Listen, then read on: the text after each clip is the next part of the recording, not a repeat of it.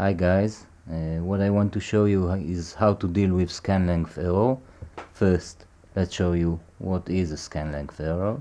So I want to go sampling with my CTD. This is csave, real-time data, start.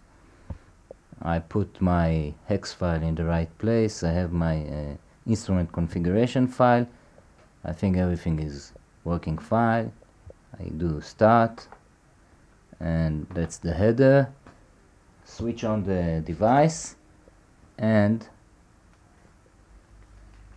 I think I'm getting communication, but nothing comes on because I have scan length errors here.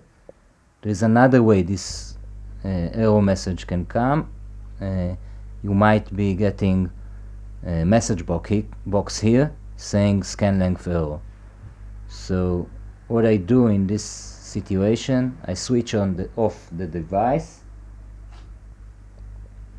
and I leave csave.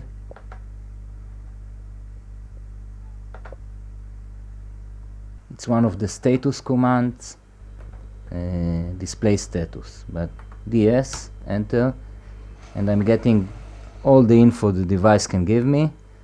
One of the things I'm getting is that external voltages number 2, 3, 4 and 5, meaning 4 voltages, are open. Now I exit cterm and go back to csave.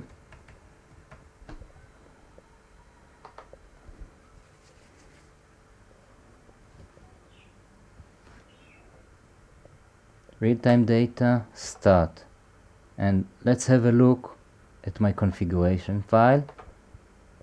As you can see, here it says I have 3 voltages open. I save it. Okay. Start.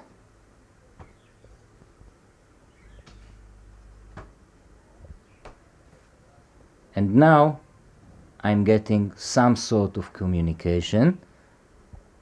Mind you, there is 1 voltage which has no sensor associated with it, and maybe it has something to do with this obscure OBS readings I'm getting here.